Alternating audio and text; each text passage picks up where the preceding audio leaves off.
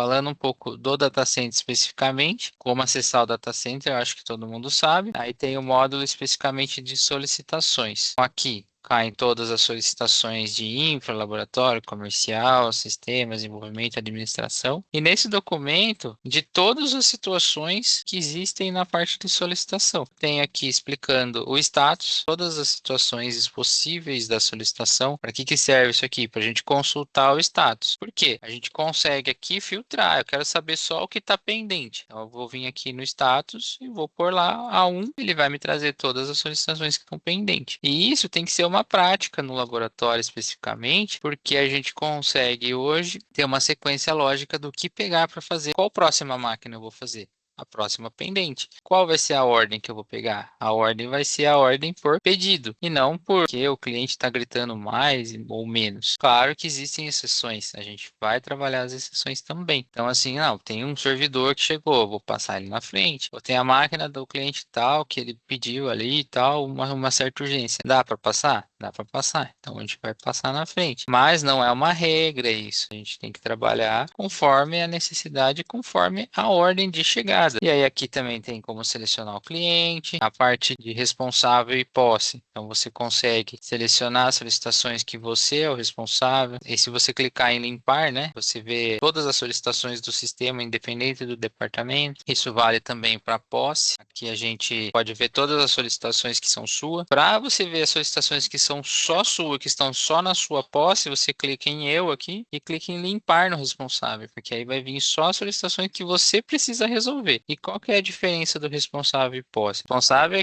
ele é responsável, ele quer saber como que tá, mas não é ele que vai executar. A posse é quem está executando tarefas referente àquele assunto, naquele momento. Você pode ter uma posse, mas exemplo fez a sua avaliação, mandou para o comercial a posse. Então ele está fazendo o orçamento tal, mas ainda você é responsável da solicitação. A questão de situação aqui a gente consegue ver essas situações de atrasado, privada, recado, né? Então, quero filtrar só o que é solicitação. Então, se eu clicar nesse flagzinho solicitação, ele vai tirar recado, vai tirar e-mail, vai tirar tudo que não é solicitação. Você consegue visualizar de uma forma muito mais limpa a parte de solicitação. Então, a gente consegue também ver, atrasado. Por que atrasado? Porque a solicitação, ela vai ter, às vezes, uma data. Deixa eu voltar aqui. Ela tem uma data aqui de entrega aqui, ó. Não está preenchendo. Mas, se a gente começar a preencher, ela consegue também visualizar se essa solicitação está atrasada. Consegue ali visualizar isso de uma forma um pouquinho mais visual. Mas tem uma solicitação que entrou aqui de laboratório e ela é urgente. Pô, vou filtrar urgente. Então a gente precisa criar essa parte aqui. Ela é muito importante porque a gente consegue criar um fluxo onde todo dia eu vou entrar, vou ver o que está pendente por pedido. Depois eu vou dar uma filtrada só nas solicitações e só nas solicitações urgentes. Depois eu vou olhar o que está atrasado. Para a gente conseguir entender as situações de cada solicitação e trabalhar ali com prioridades. Porque senão, se eu for pegando ali por achismo ou por alguma forma diferente,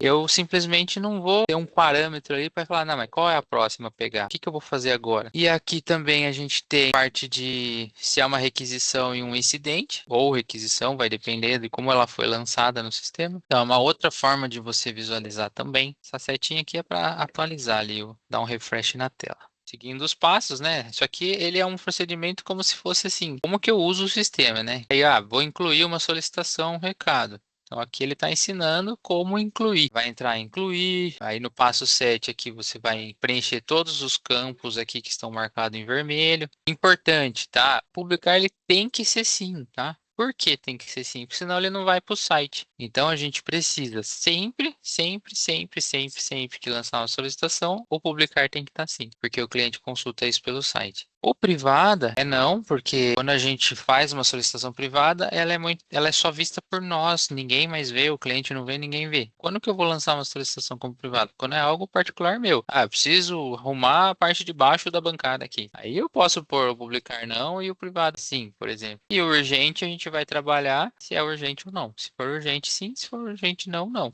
tá? Não tem muito segredo. E aí sim a gente grava. Quando a gente grava, no caso de solicitações que o setor aqui já tiver marcado como laboratório, ele vai abrir a aba laboratório. E aí, aqui embaixo, como na tela de cima ali, tinha as explicações de todos os botões, aqui eu também coloquei as explicações de todos os botões. Aqui, alterar, ele altera a solicitação. Consultar, faz a mesma coisa, só que sem alteração nenhuma. O baixar, ele é usado para recado ou e-mail. Solicitação, ele não funciona, até que nessa foto aqui ele está desmarcado, né? Também como o excluir. Ele também não deixa excluir se for uma solicitação, só se for um recado. Eventos é para a gente conseguir lançar os eventos daquela solicitação sem precisar abrir a solicitação. A parte do PCP a gente não usa, isso é exclusivo do desenvolvimento, então para o nosso setor isso não é funcional. Resumo, né? Aqui, ó, apresento o resumo de todas as solicitações, quantidades, para quem são as mesmas e tudo mais. É só um floreio ali que é o mais usado talvez pela gestão ali, pela parte de coordenação, mas não muda muito. Imprimir, ele imprime a lista das solicitações, ele não imprime a solicitação. E o pesquisar, você consegue pesquisar uma solicitação específica pelo número, pelo nome do cliente, e o sair ele fecha o módulo. Especificamente na questão da parte de opções aqui, né, ele traz esse menuzinho aqui. E aí os principais itens que eu acho que é interessante aqui explicar são esses que estão em amarelo, que é o quê? Você cancela uma solicitação, se ela está em duplicidade, se ela está errada, se o cliente abriu sem querer, tudo mais, então a gente cancela.